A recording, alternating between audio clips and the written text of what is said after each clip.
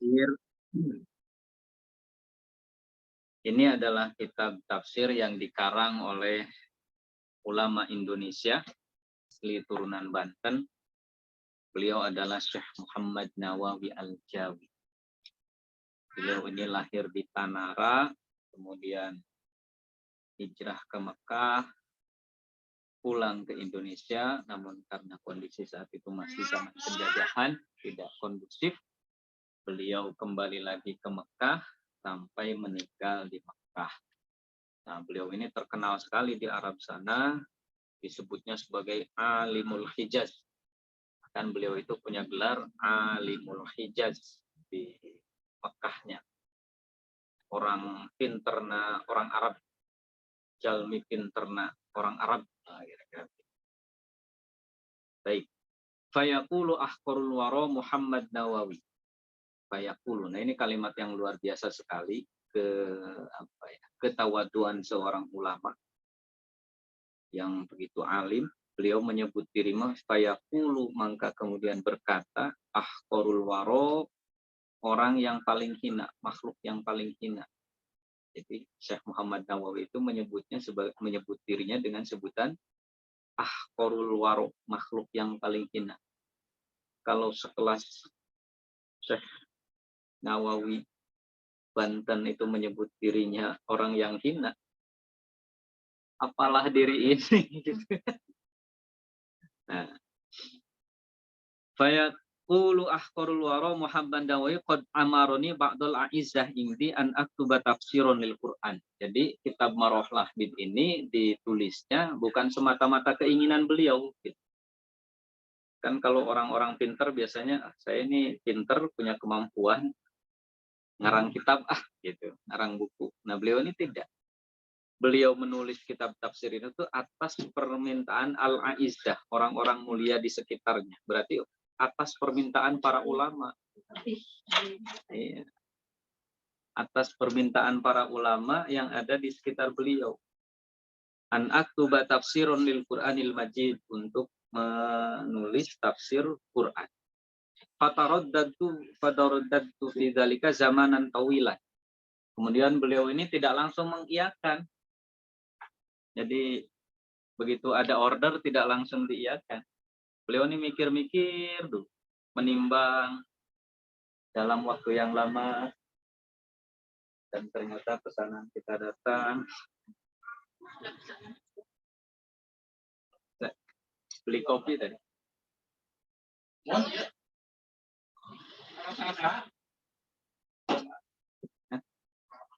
Ahmad Ghazali. Ya. Aduh. Kopi itu penting. Baik, kita lanjutkan. Nah, setelah beliau menimbang dalam waktu yang lama, kenapa beliau menimbang dalam waktu yang lama? Karena khaufan minad dukhuli fi qouli sallallahu alaihi wasallam. Beliau ini takut kena akan kaulnya Nabi Muhammad sallallahu alaihi wasallam, di mana Nabi itu pernah bersabda begini. Man qala fil Qur'ani bi ra'yihi fa asaba faqad akhta'a. Apabila seseorang itu bicara tentang Al-Qur'an, gampangannya nafsirin Al-Qur'an dengan akalnya sendiri. Dengan akalnya sendiri. Jadi Mang Yana nih baca Quran, ngelamun, kayaknya tafsirnya seperti ini deh.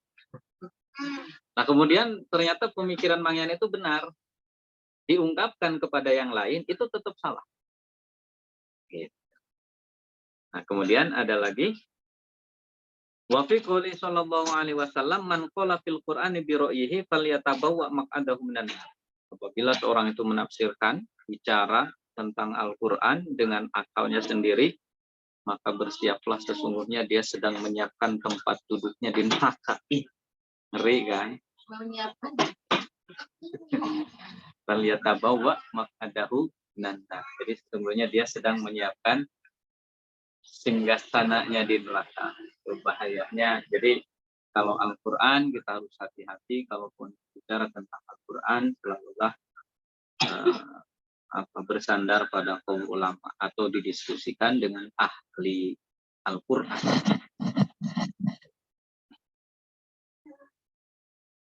Minal fa'ajabtuhum ila dzalika lil iktiai bisalaf fi tadwinil ilm. Nah, kemudian beliau mengabulkan karena apa? Ya, karena pentingnya ini di dalam apa ya? Ya, karena Al-Qur'an itu pelajaran yang sangat penting, kemudian untuk melanggengkan keilmuan di dalam Al-Qur'an. Walaysa ala fi'li mazidun walakin likulli zamanin tajdidun waliyakunu dzalika aunan li walil qasirina mithla wa akhadtuhu minal futuhatil ilahiyah. Nah, kemudian apa ya? Jadi sesungguhnya di dalam Al-Qur'an itu tidak ada perubahan. Kemudian beliau juga mengatakan bahwa apa yang aku tulis ini bukanlah sebuah pembaharuan, tetapi bagi setiap zaman ada penyesuaiannya, kira-kira gitu. Jadi untuk menyebut pembaharuan itu beliau nggak menyebut secara tegas. Jadi gampangannya saya hanya, kalau kata-kata saya hanya mengutip kaul-kaul ulama yang telah dulu, tapi kira-kira disesuaikan dengan zaman saat itu. Gitu. Nah, kemudian beliau itu membaca tafsir-tafsir yang telah lalu, diantaranya adalah kitab Futuhatul Ilahiyah, karangannya Syekh Sulaiman bin Umar Al-Ajili. Nah, kemudian ini 8 juz kalau tidak salah. Wa mim mafatihul ghaib, kemudian beliau juga membaca seluruhnya, mempelajari seluruhnya kitab Mafatihul Ghaib Al-Kabir, karangannya Syekh Syekh Fakhruddin Ar-Razi. Ini 32 juz. Jadi kalau dipajang tuh lumayan ngagetin. Kemudian Sirajul Munir karya Syekh Khatib Asy-Syarbini. Kemudian Tanwirul Sirajul Munir, Tanwirul Mikbas, wa min tafsir Abi Su'ud dan lain sebagainya.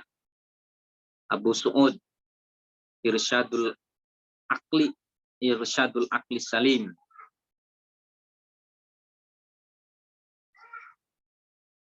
Ini karangan Imam Abi Su'ud. Nah, setelah beliau membaca kitab-kitab tafsir yang terdahulu, kemudian beliau membuat atau meringkas di dalam kitab tafsir yang beliau kasih nama dengan Maroh Labid atau terkenal dengan Tafsir Munir. Wasamituhu ma'al muwafaqul tarihihi mirahul labid likasfi makna Qur'ani Majid ma'al karim al-fatah i'timadi wa ilaihi taqwidi wa istinadi wal an asyra bi husni tawfiqihi wa huwal ma'in likulli man laja'a bihi.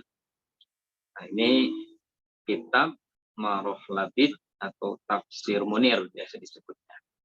Nah, kita mulai dengan surah Al-Fatihah. Hafalkan Bang surah Al-Fatihah? Nah, sebelum kita masuk pada surah Al-Fatihah, itu tadi sekilas pembukaan tentang kitab ini. Kita bacakan surah Al-Fatihah untuk guru-guru kita yang telah mendahului kita, guru-guru kita yang masih ada. Pengarang kitab ini Syekh Nawawi Al-Jawi Al-Bantani, mudah-mudahan kita semua mendapatkan keberkahan.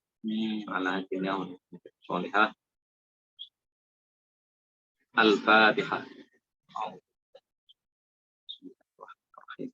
Alhamdulillahirabbil alamin arrahmanir rahim. Iyyaka na'budu wa iyyaka nasta'in. Mustaqim shiratal ladzina an'amta 'alaihim ghairil maghdubi 'alaihim waladdallin. Bismillahirrahmanirrahim. Qala al-mu'allif rahimallahu ta'ala wa nafa'ana bi ulumi fi dharain amin ya Allah ya rabbal alamin. Suratul Fatihah. Surat Al-Fatihah Makkiyah. Ada yang disebut juga Madaniyah. Sab'u ayatin. Surah Al-Fatihah ini ada 7 ayat. Wasabi'atu suratul ladzina ila akhiriha in kanat al-basmalatu minha. Nah, ini ada perbedaan. Karena ada yang nyebut 7 ayat itu tanpa bismillahirrahmanirrahim. Ada yang nyebut 7 ayat tapi bismillah itu bukan termasuk surat Al-Fatihah. Jadi kalau yang bismillah itu termasuk ayat, Nah, saya ikut ulama yang menyebut bahwa bismillah itu termasuk ayat Al-Quran. Di dalam surat Al-Fatihah, bismillah itu termasuk ayat Al-Quran.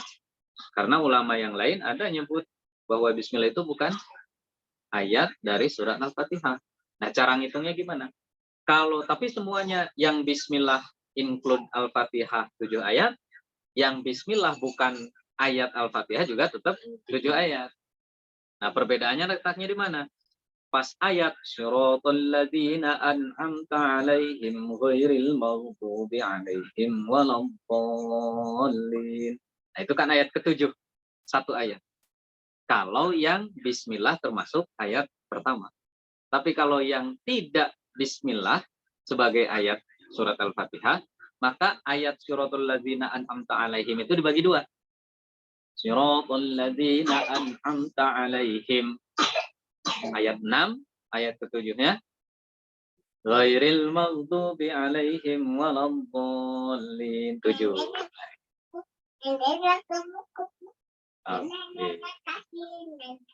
Bisa dipahami, Mas? Bisa. Kita lanjutkan. Berarti mau langsung mau enggak sama aja. Sama aja. Jadi kalau jumlahnya yang nyebut bismillah bagian Al-Fatihah 7 ayat, yang menyebutkan bahwa bismillah bukan termasuk ayat Al-Fatihah juga tetap 7 ayat. Perbedaannya di ayat yang ke-7. Kita lanjutkan. Ingkanat al-basolatu minha wa illam takun minha fasabiatu ghairil maghdubi 'alaihim. Apabila bismillah bukan termasuk ayat Al-Fatihah, maka ghairil maghdubi 'alaihim waladdallin itu adalah satu ayat. Wahya mustamilatu ala arba'ati anwa'i minal ulum. Di dalam surah Al-Fatihah ini ada 4 keilmuan utama yang dibahas. Jadi Al-Fatihah itu mencakup 4 keilmuan utama yang dibahas dan perlu untuk dipelajari. Ahaduha ilmul usul. Yang pertama itu disebut ilmul usul. Apa itu ilmul usul? Ilmu pokok. Ilmu pokok. Wa qad jama'at al-ilahiyah fil hamdulillahi rabbil alamin wan nubuwat fil ladzina an'amta 'alaihim wad darul akhirah fi maliki yaumiddin. Nah, ilmu usul atau ilmu pokok itu ada 3. Ilmu pokok, ilmu utama itu ada 3. Yang pertama, ilmu ilahiyah, ilmu tentang ketuhanan. Yang kedua, ilmu nubuwat, ilmu tentang kenabian. Dan yang ketiga itu ilmul akhirah atau ilmu pengetahuan tentang akhirat. Jadi ada 3 ilmu pokok yang disebut ilmu pokok itu dalam ilmu agama itu ada 3. 1, ilmu tentang ketuhanan. 2, ilmu tentang kenabian. Dan yang ketiga ilmu tentang akhirat. Nanti Anda bersabar dulu. Tanya pengen. Ya. Karena kita masih di dunia. Kok dunia nggak penting? Ya? Penting. Nah, ilmu ilahiyat atau ayat surah Al-Fatihah yang berkaitan dengan ilmu ketuhanan. Maka ada di dalam ayat Alhamdulillahi Rabbil Alamin Ar-Rahmanir Rahim. Nah, itu berkaitan dengan Tuhan Allah. Alhamdulillah, segala puji milik Allah Rabbil Alamin, ya. Tuhan semesta alam Ar-Rahmanir Rahim yang Maha Kasih, yang Maha Sayang. Wan nubuwat, kemudian yang menyinggung tentang kenabian.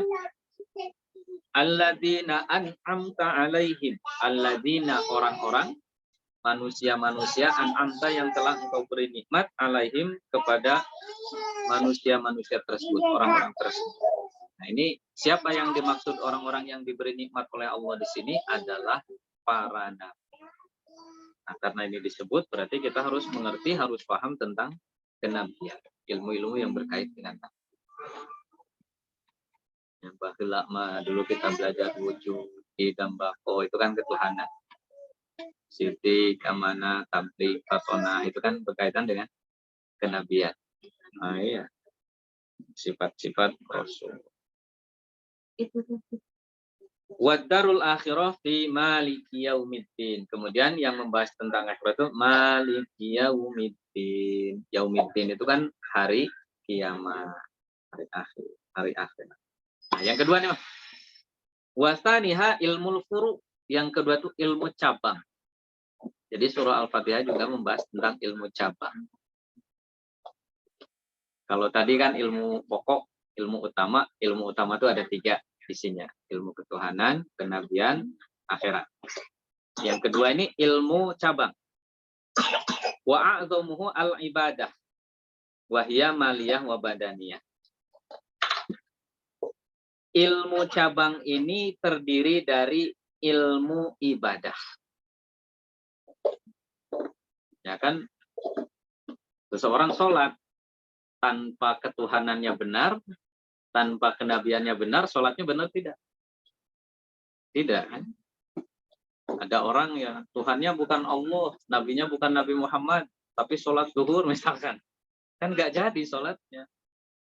Makanya turunan cabang. Yang pokok dulu. Harus pokok, kemudian dilanjutkan dengan ilmu-ilmu cabang. Nah, ilmu cabang ini wa'a'zamuhu al-ibadah. Sebagian besar ilmu cabang ini isinya ibadah.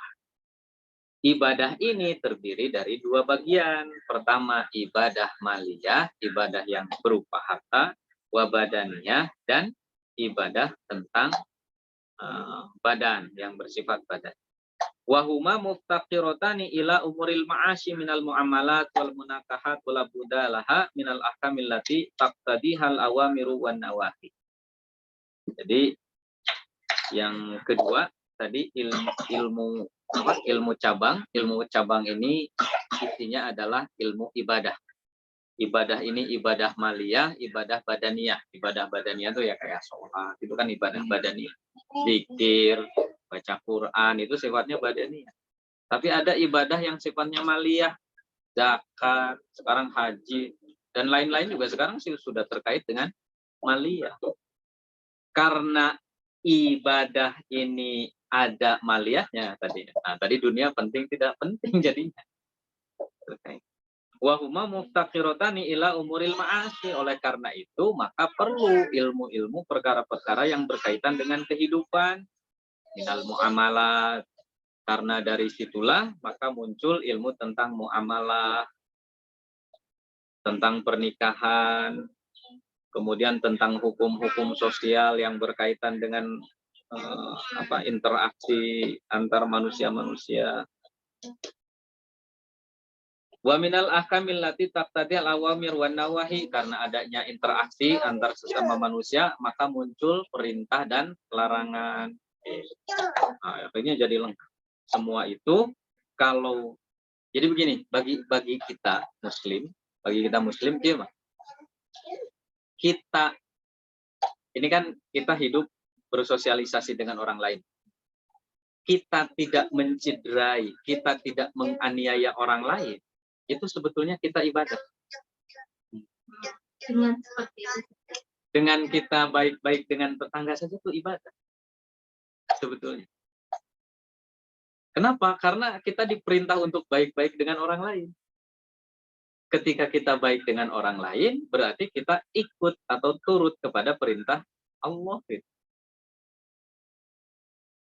Makanya orang baik itu selama hidupnya ya pasti ibadah. Kerennya itu. Walaupun itu sholat. Nah, itu meninggalkan ibadah yang lain. Wasalisuha, tadi kan Al-Quran itu mencakup 4 ilmu utama. Ilmu pokok, ilmu cabang, kemudian yang ketiga adalah wasalisuha ilmu tahsilil kamalah, ilmu untuk memperoleh kesempurnaan. Apa ilmu kesempurnaan? Ilmu kesempurnaan itu adalah wahwa ilmul akhlak, ilmu akhlak. Dengan Tuhannya baik, dengan nabinya baik, dengan sesamanya baik, tapi masih kene ada sombong-sombongnya, ria-ria. Disempurnakan dengan ilmu akhlak. Wa ila dzalikal isyara biqouli wa iyyaka nasta'in. Fi tariqi wa ila dzalikal isyara biqouli wa iyyaka nasta'in wa jamal asy-syari'atu kullaha fi shiratil mustaqim wa rabi'uha. Tadi kan tentang syariat. Kita diajari tentang syariat, ilmu sosial, ilmu cara bersosial, ilmu menikah, Ilmu berhubungan, interaksi itu kan ilmu syariat. Ilmu syariat kita itu harus berada di jalan lurus. Makanya di dalam surat Al-Fatihah, ihdinas siratal mustaqim. Ihdinas siratal mustaqim itu ya diantaranya yang dimaksud as-siratal mustaqim itu hidup yang benar. Termasuk di dalamnya kebenaran dalam interaksi. Seberapa menit ya?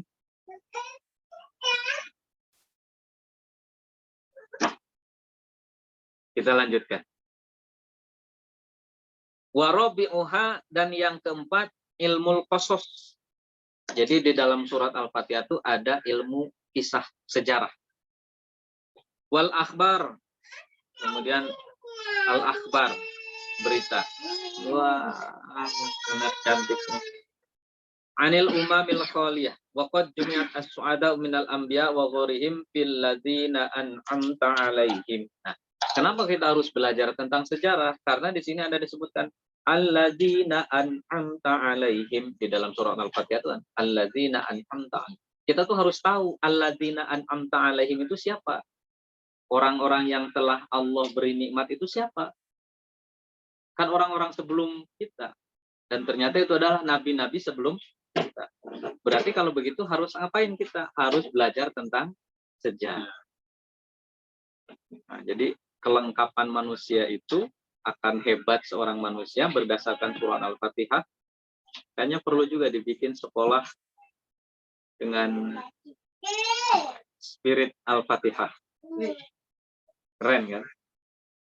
Jadi ilmu ketuhanannya mantap, tentang kenabian, tentang akhiratnya mantap, kemudian tentang ilmu huru, ibadahnya yang badaniah, ritual pribadi dengan Allah, kemudian interaksi sosial, muamalahnya, munakahahnya, perintah, larangan, kemudian ilmu-ilmu tentang sejarah. Jadi kalau kata kawan kita kan pentingnya ilmu sejarah itu supaya kita bisa mengetahui, menguasai masa lalu.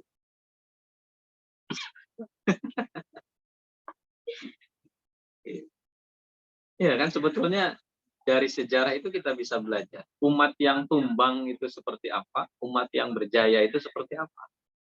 Nah, spirit masing-masingnya itu kan bisa kita ambil. Yang berjaya, kalian tumbang yang diikut. Bisa dipelajari. Nah, kenapa mereka hancur, kan jangan sampai ke sana.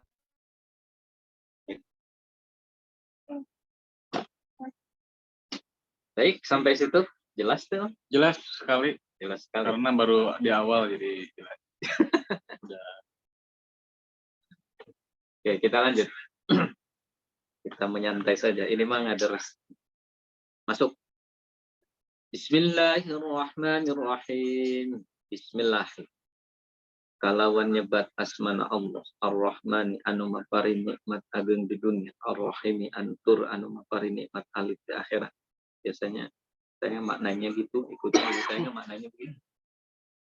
Rahman Rahim, dengan nama Allah yang Maha Rahman dan yang Maha Rahim. Makanya disebut Rahmanul Dunya wa Rahimul Akhirah.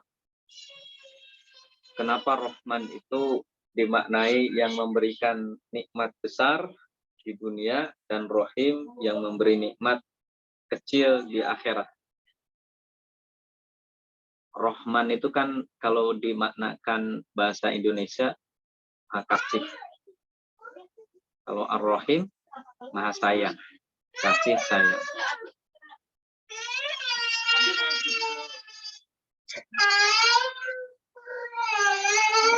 Kasih sayang.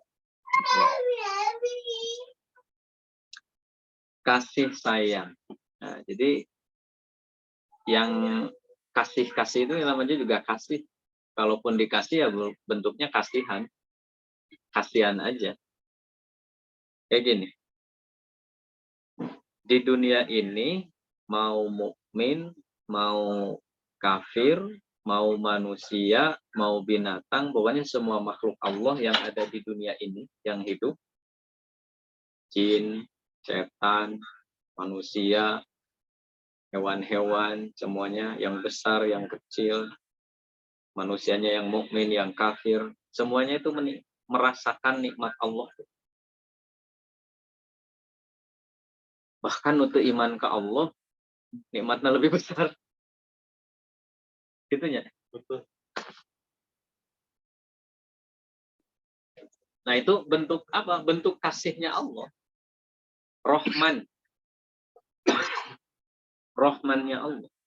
Nah, nanti ada Rahim. Ar-Rahim ini lebih khususnya Rahimul Akhirah. Rahmanud dunya wa Rahimul Akhirah. Nanti kan yang disayangi oleh Allah jumlahnya sedikit. Tapi nanti Ya nanti. Ya di dunia juga sudah mulai sebenarnya. Orang-orang yang disayang oleh Allah sejak.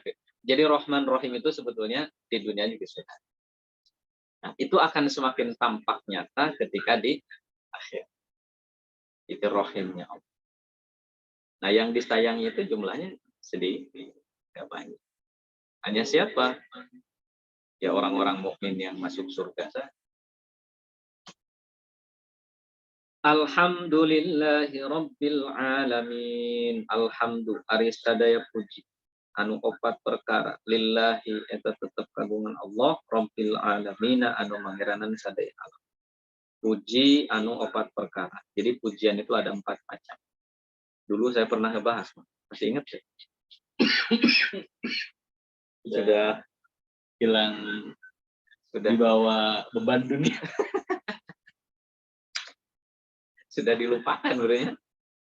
Nah, pujian itu terbagi 4 dan semuanya itu milik Allah. Jadi, yang pertama itu kan qadimun li qadimin. Jadi, Allah memuji Allah. Oh, Masih ingat nih? Oh, oke, ingat kembali. Jadi, Allah memuji Allah. Ya kan di dalam Al-Qur'an itu banyak kalimat-kalimat yang kembali kepada Allah sendiri. Seperti wa huwa ala kulli syai'in qadir. Wa huwa bi kulli syai'in alim. Itu kan kalau manusia tuh kayak, mohon maaf, ini kalau di kalimat itu ada pada manusia, itu kayak muji diri sendiri. Sayalah yang segala tahu, sayalah yang menguasai sesuatu. Itu kan pujian. Al-Quran itu kalamullah, gampangannya yang berbicaranya itu Allah, dan yang dipujinya itu Allah. Jadi pujian itu milik Allah, pujian Allah kepada Allah. Nah yang kedua pujian Allah kepada makhluk. Ini contohnya pujian kepada Nabi Muhammad. Ta'ala khuliqin azim. Allah memuji Nabi Muhammad dengan menyebutnya bahwa di dalam diri Nabi Muhammad itu terdapat akhlak yang agung. Itu kan pengakuan, pernyataan, pujian. Nah sementara begini, Nabi Muhammad itu makhluk Allah.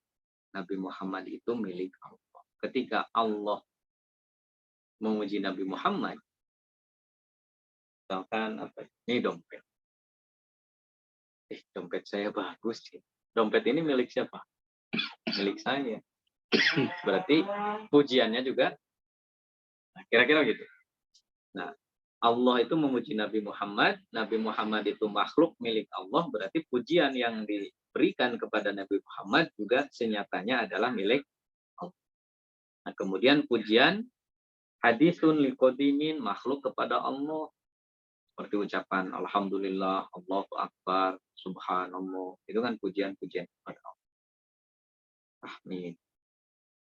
Nah, yang memujinya makhluk, yang dipujinya Allah, berarti pujiannya milik Allah. Nah, yang terakhir ini, nah ini banyak yang terjebak tuh di sini. Ketika makhluk memuji makhluk, si Akang meni kasep, si Teteh meni gelis, si Aa meni pinter, aing cina gitu. Kang meni gagah, aing teh. Nah, padahal mah yang memuji itu makhluk milik Allah, yang dipujinya juga makhluk milik Allah. Harusnya kembali pujiannya itu dikembalikan kepada Allah. Makanya ketika dipuji, disanjung, kita ucapkan Alhamdulillah. Jadi pujian itu dikembalikan kepada Allah. Karena pujian sejatinya hanya milik Allah. Ulah ditahan di diri kita. Kan bisa dua. Nah, bisa Alhamdulillah dan menahan diri kita. Bisa. Ya setidaknya dilepas lah gitu. Kayak baper-baper dengan pujian gitu. Ya, berarti belum bisa. Jadi alhamdulillahnya terucap. Alhamdulillahnya terucap, tapi pujiannya tetap ditahan. Nah itu yang agak bermasalah. Akhirnya yang memang terbuai dengan pujian. Itu alhamdulillahirabbil alamin.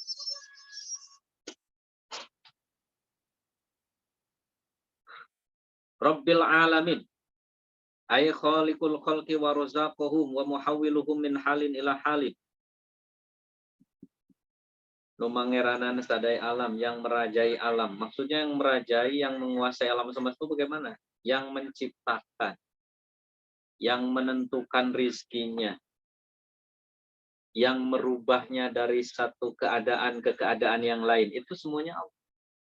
Jadi memaknai Rabbil Alamin itu yang menciptakannya, yang memberikan bagian kehidupannya, yang menentukan berubah A ke B, B ke C, C ke sampai itu adalah Allah. Nah, semua ini kita yakini bahwa bagaimanapun keadaan kita itu ditentukan oleh Allah. Cuma ya kudu berakhlak ketika sesuatu yang jelek ulah langsung saya lagi maksiat. Nah, ini kan saya lagi dirubah sama Allah untuk maksiat. Nah, itu nih. Pada hakikatnya memang begitu. Tapi itu perlu punya akhlak. Kalau Ahlus Sunnah wal Jamaah itu berakhlak. Makanya sering kita dengar kalimat, kalau ada yang benar datangnya dari Allah, kalau ada yang salah itu hanya kealpaan, kesalahan diri tadi. Nah, itu sebetulnya akhlak. Pada hakikatnya gimana? Ya Allah.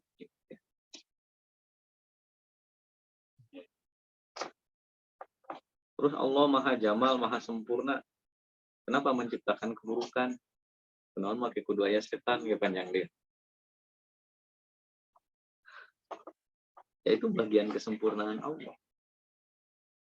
Ar-Rahmanir Rahim. Tadi Ar-Rahman, Ar-Rahim sudah dibahas di dalam Bismillahirrahmanirrahim. Maliki yaumiddin. Maliki anu ngarajaan yaumiddin dina poe kiamat. Bi isbatil alif inda asim wal kisai wa yaqub au mutasarrif fil amri kullahu yaumal fil amri kulluhu yaumal qiyamati kama qala ta'ala yauma la tamliku nafsun li nafsin syai'a wal amru yauma idzilillah wa indal baqin bi halfil alif wal makna ay al mutasarrifu fi amri qiyamah bil amri wan nahy. Jadi yang dimaksud maliki yaumiddin, nah pada maliki yaumiddin ada yang bacanya pendek maliki yaumiddin tanpa alif. Ini yang baca ini tuh Imam Asim, Imam Kisai, Imam Yaqub. Jadi kalau ada orang baca Quran terus maliki yaumiddinnya dibaca pendek. Kalau ahli qiraat gak usah diprotes. Karena memang ada ulama qiraat yang bacanya seperti itu. Tapi kalau orang itu baca Qur'annya yang biasa, yang selama ini beredar umum, kemudian baca Quran pas maliki yaumiddin dibaca pendek, ya kudu ditegur. Karena salah. Klasifikasikan untuk itu kan harus. Ya harus tahu dia ini ahli qiraat atau tidak memang. Karena ilmu itu hanya ada di ilmu qiraat. Makanya kan ada qiraat sab'ah, qiraat asyra. Nanti baca Imam Ibnu Katsir itu baca alaihim enggak alaihim. Alaihimu gitu. Dibaca panjang. Setiap domir him, hum, pasti humu. Kalau hum, humu, him, himu. Gitu. Pasti begitu. Itu ilmu qiraat. Iyyaka na'budu wa iyyaka nasta'in malik yaumiddin artinya yang menetapkan perkara pada hari kiamat. Jadi yang menentukan segala sesuatu pada hari kiamat adalah Allah. Malik yaumiddin. Raja itu kan sifatnya raja kan menentukan. Yang namanya raja itu menentukan. Kamu ke sini, kamu ke situ, kamu di posisi ini, kamu di posisi itu. Malik yaumiddin. Di akhirat siapa rajanya? Allah. Allah lah yang menentukan. Kamu di surga, kamu di Kemberan sana. Iyyaka na'budu wa iyyaka nasta'in. Iyyaka mungka anjeun na'budu ibadah abdi sadaya wa iyyaka sareng mungka anjeun nasta'in nyuhunkeun pitulung abdi sadaya. Jadi ada domir di depan. Kalau domir itu kata ganti kayak ana yang sering didengarkan ana, antum gitu. Ente gitu kalau Betawi. Ukti ahi. Ana, antum, itu kata ganti domir. Di kalimat ini juga ada domir, tapi domirnya disimpan di depan. Kalau domir di depan itu berarti maknanya litahsis. Litahsis itu hanya iya kak. Dimaknainya salah, lamun ngemaknai iya kak kepadamu, bukan gitu, tapi harus hanya kepadamu. Iya kak hanya kepadamu nak budu kami menyembah beribadah, wa iyyaka dan hanya kepadamu nasta'in kami mohon pertolongan. Nah, lamun dihubungkan dengan kewajiban dan gaji, mana yang didahulukan, kewajiban dulu atau minta gaji heula? Kewajiban heula. Beribadah dulu baru minta-minta gitu. Sok ibadah heula karek minta-minta. Jadi surat Al-Fatihah lagi iyyaka na'budu baru kemudian iyyaka nasta'in. Beribadah dulu baru minta. Kamu minta-minta ibadahnya dilupakan. Lepat itu memang. Ayo we minta ibadah itu. Tapi itu kadang suka terdistract sama pikiran-pikiran yang mengalami apa namanya tuh ya orang-orang yang bekerja keras bersungguh-sungguh dia itu akan mendapatkan hasil gitu ya. Jadi mau rajin ibadah atau enggak ibadah, usaha keras akan mendapatkan hasil itu di bagian dunianya. Tapi kalau misalkan ya ditarik lagi, makanya kadang-kadang yang jadi gitu teh kita teh kan hidup di dunia gitu ya. Terus tapi bahasan kebanyakannya tuh akhirat gitu.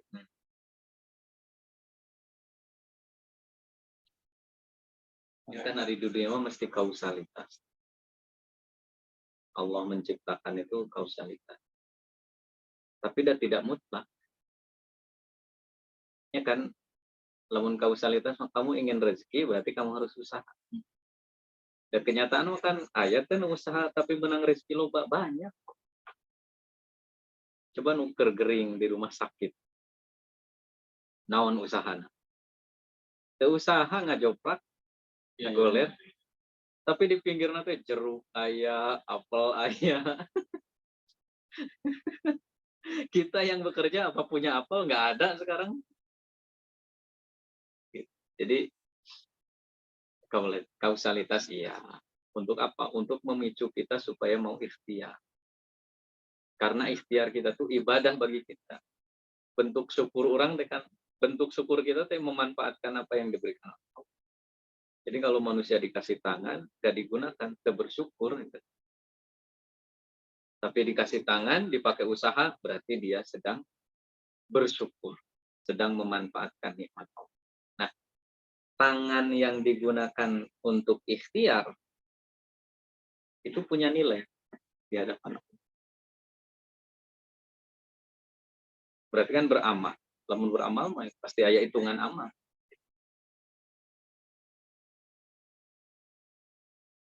Lanjut ya. Ihdinas siratal mustaqim. Ihdina mungkin maparin pituduh Gusti. Nah, ka abdi sadaya as-sirata kana jalan al-mustaqim anu lempeng. Maksudna teh kumaha? Nah, dulu pernah ada pendeta nu teu para rubuh gini. yang menyatakan Nabi Muhammad saja tuh masih sesat gitu. Kenapa? Karena dia itu sedang mencari-cari, Nabi Muhammad itu masih mencari-cari jalan kebenaran yang sesungguhnya. Kenapa? Karena dia baca surat Al-Fatihah saja, ihdinas siratal mustaqim. Mohon petunjuk jalan yang benar. Berarti orang Islam, termasuk Nabi Muhammad sendiri, itu masih ada dalam kesesatan. Karena dia masih meminta petunjuk jalan yang lurus. Nah, jadi makna gampangannya begini, orang-orang yang sudah beriman, mengakui Allah, bersyahadat terhadap Allah, terhadap Nabi Muhammad, itu orang yang dapat hidayah. Hidayah itu bisa berubah, ya kan? Orang Islam, lahir di lingkungan Islam, belajar di lingkungan Islam, gesgedena ke Islam, kan ay. Maka kalimat ihdinas syiratal mustaqim di sini disebutkan tafsirna aizidna hidayatan ila dinil Islam. Ya Allah, tambahkanlah hidayah, petunjuk kami terhadap agama Islam, awil makna addimna mahdiyina ilaihi, atau maknanya adalah langgengkan hidayah itu tetap berada di dalam diri kami. Jadi makna nanti minta tambahan hidayah, atau semoga ditetapkan hidayah itu ada pada diri. Itu makna dari ihdinas siratal mustaqim. Seperti apa siratal mustaqim itu? Siratal ladzina an'amta alaihim. Siratal ladzina, yaitu jalan orang-orang, an'amta yang telah engkau beri nikmat, alaihim kepada mereka. Yakni siapa? Yaitu orang-orang yang dipilih oleh Allah, dijadikan nabi, dijadikan rasul. Para nabi, para rasul itu adalah orang-orang yang sudah ditentukan mendapatkan nikmat dari Allah. Semoga kita ini diberi hidayah, diberi petunjuk untuk selalu ikut jalan para. Melalui siapa? Melalui guru-guru kita, melalui kiai-kiai kita, sampai para sahabat, sampai nyambung ke Nabi. Itu pentingnya ittisal.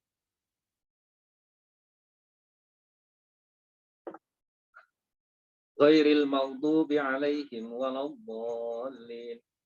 Ghairil maghdubi, bukan jalan orang-orang yang engkau benci, alaihim terhadap mereka, waladhdallin, dan bukan jalan orang-orang yang sesat. Nah, di sini disebutkan siapa yang dimaksud al-maghdub. Al-maghdub itu adalah orang-orang Yahudi, ad-dallin adalah orang-orang Nasrani. Yang dibenci Allah itu orang-orang Yahudi yang tidak mengimani Nabi. Ad-dallin adalah orang-orang Nasrani yang kemudian sesat, yang menyebut Nabi Isa sebagai Tuhan. Selamat datang Syekh Tri Al-Bandani. Tri At-Tasyiki. Ghairil maghdubi alaihim waladhdallin. Rabbi firli wa liwalidayya. Selesai itu surat Al-Fatihah. Singkat. Dipahami mah kira-kira? Dipahami, cuman ya tadi masih Apa yang masih itu? ya pertanyaan basic gitu. Kayak kurang teh kadang-kadang kalau ngomongin masalah ya lebih ke agama ya, itu kan kayaknya tuh runutannya tuh berat gitu kan, sementara tuh kayak harus kita tuh hidup tuh balance gitu ya, ya kan? Tapi kayak selalu ditariknya tuh kayak langsung ke atas aja gitu terus gitu kan. Misalkan kalau misalkan kita tuh misalkan lagi hidup di dunia itu kan ya pasti kan butuh makan gitu. Kayak gitu-gitulah gitu kan. Butuh-butuh yang ya duniawi aja gitu kan. Tapi kadang-kadang selalu kayak ditariknya tuh kaluhur aja gitu kan. Nah, itu yang kadang orang masih orang-orang, ya maksudnya orang-orang yang dulu tuh kan luar biasa gitu ya. Bisa balance itu, atau emang mereka tuh hanya menonjol di satu sisi aja.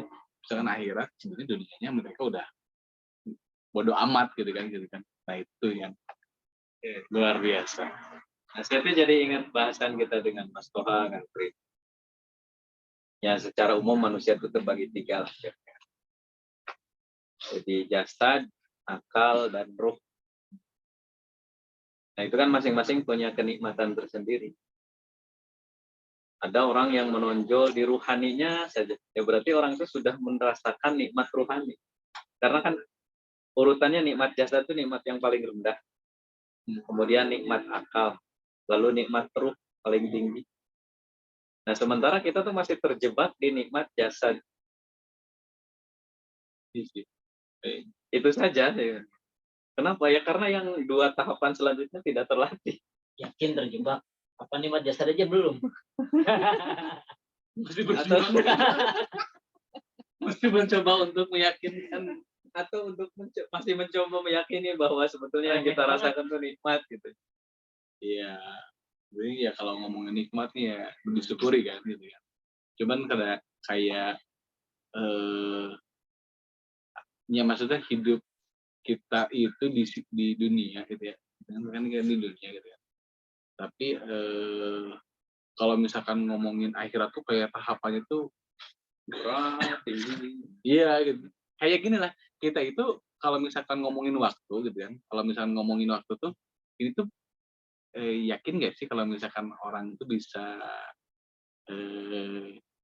apa bisa di tahapan ini gitu kan. Sementara kalau misalkan yang kalau ngomongin kerjaan misalnya 8 jam itu udah atau 9 jam atau 10 jam itu kan urusan dunia unggul gitu. Kan gitu kan. Enak misalkan ngomong, tapi kalau misalkan emang dibalikin lagi ke niat semua adalah ibadah-ibadah jadi bisa jadi. Cuman langit nah misalkan kayak kan kalau misalkan ngomongin hanya kebaikan menciptakan kebaikan mungkin iya. Tapi yang emang wajibnya misalkan kayak ibadah-ibadah yang emang langsung dengan Tuhannya itu kayak wow gitu. Bisa deh gitu. Sholat 5 waktu ya kan. Lamun penanda adana sih kan 14 gitu. Ya kan gitu kan. Saya tuh ingat dulu kuliahnya waktu di teknik industri pernah ada kuliah umum. Jadi standar industri tapi ya karena sekolah tadi Cipasung. Jadi agamis. Gini. Jadi manusia itu kan ada standar hidup. Di dunia industri itu kan ada standar. Bukan hanya di industri, kehidupan itu kan ada standar hidup. Lamun di bawah standar itu celaka. Lamun standar ya berarti aman tapi ya standar saja. Ada yang di atas standar. Nah, manusia itu sebetulnya dikasih standar hidup hubungannya dengan Allah. Standar hidup hubungan dengan Allah itu gimana? Sholat 5 waktu cukup 5 itu kan standarnya. Aya orang anu di bawah standar. Dititah 5 ngan 3 misalkan. Hidup di bawah standar gitu. Sholat harusnya 5 waktu ngan 3 waktu gitu kan. Kan aya. Bahkan aya nuntui sama sekali. Tapi ada banyak juga orang yang hidup di atas standar. Disuruhnya hanya 5 waktu, tapi dia mampu melaksanakan 15 waktu. Ya 15 waktu kejeng qobliyah, ba'diyah, sholat malam, sholat duha, sholat syuruk, dan sebagainya. Itu kan luar biasa. Nah, ya tinggal terus selamat atau tidak. Ya makan fakum bizawahir. Nah, nahkum bizawahir wallahu yatawalla bisarair. Urusan selamat di akhirat atau tidak nanti kan terserah Allah. Dan beda lamun ningali urutan itu ya lamun di dunia kerja kayak Urutan terakhir lah ya. Seleksi nanti. Ya di dunia kan gitu ya. Kamu disuruh kerja 8 jam, tapi kamu cuma kerja 5 jam. Apa yang terjadi dengan dia? gajinya bisa dipotong, posisinya dia berada di paling rendah, atau lebih ngeri lagi dipecat dari kerjaan. Nah, ini kamu sedang berhubungan dengan Allah. Kira-kira gitu, mahal lagi. Ya, gitu aja. Nah, kemudian kan terbaik itu di lingkungan, masing-masing lingkungan. SD ya terbaik di lingkup SD. SMP ya terbaik di lingkup SMP. SMA terbaik di lingkup SMA. Maksudnya, orang yang ibadahnya hanya segitu, nanti dia akan berlomba di kelasnya. Kan aya orang-orang anu kelas ibadahnya hanya 5 waktu.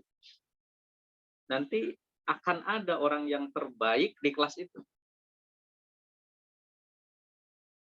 Misalkan sibuk kerja, tapi sholatnya 5 waktu penuh. Aya oge, nu nganggur, nu waktu luang, sholat ngan 5 waktu. Mana yang terbaik? Ya yang dia kerja luar biasa, kemudian sholatnya penuh.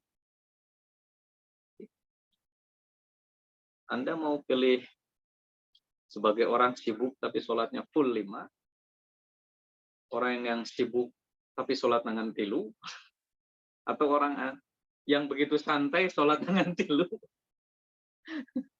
Nah itu kan yang di kelasnya 5 akan ada yang terbaik di kelas 5.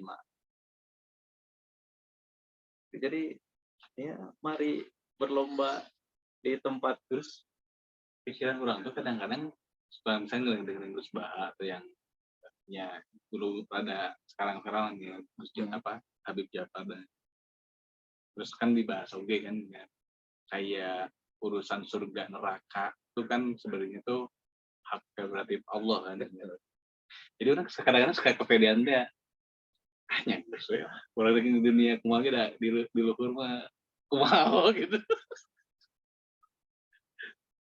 Jadi ada ke situ doang kali.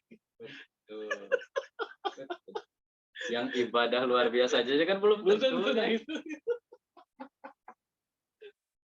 Tapi kan kematian nggak ada yang tahu. Betul. Ya artinya gini, mau umur 100 tahun ibadah terus dengan yang umur pendek gitu kan. Urusan surga dan neraka tuh kan Prerogatif Allah. nah itu. Bicara tentang Korea gitu. Ada Terus kadang-kadang kayak orang pas ini ya. Semua tuh akan masuk surga gitu kan. Nah, yang bedanya adalah nu disiksa gitu. Jadi kayak ya udah. Surga lagi udah. Jadi saya rela memilih disiksa dulu gitu. Ya maksudnya kadang-kadang kayak gitu kan. Karena kalau misalkan karena gini emang yang bikin saya ingat kan misalkan baca Quran salah neraka karena mau di ini kan gitu kan baca Quran kita misalkan baca Quran tapi misalkan bacanya tuh salah gitu kan karena emang belajar neraka. Terus sholat misalkan terus ada yang salah misalkan kumaha kan harus susu gitu kan neraka oke. Jadi kayak semua tuh ancamannya tuh neraka apa gitu jadi nggak sih.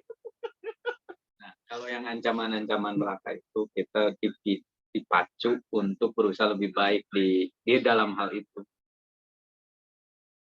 Baca Quran, sengaja disalahkan mah salah. Tapi baca Quran salah berusaha baik supaya terhindar dari kesalahan. Kira-kira gitu.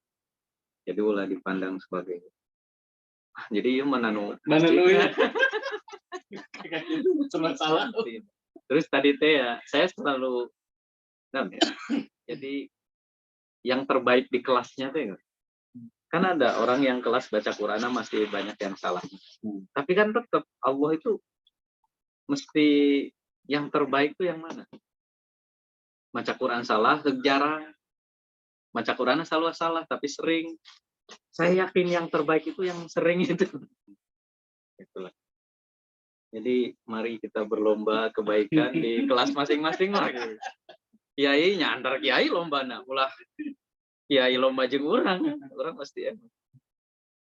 Mari ya, Anda lawannya saya lah kira-kira. Ya lah.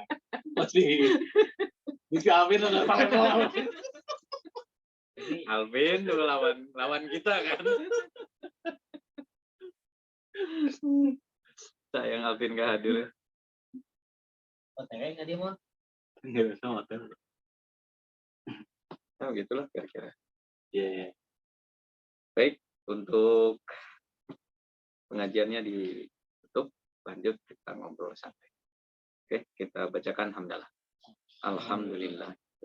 Waalaikumsalam. Wassalamualaikum warahmatullahi wabarakatuh. Oke, tafsir Munir Wabah Zuhairi jangan. Anes, Syekh Nawawi Al-Jawi, Syekh Nawawi Banten, Sama Marwah Labid.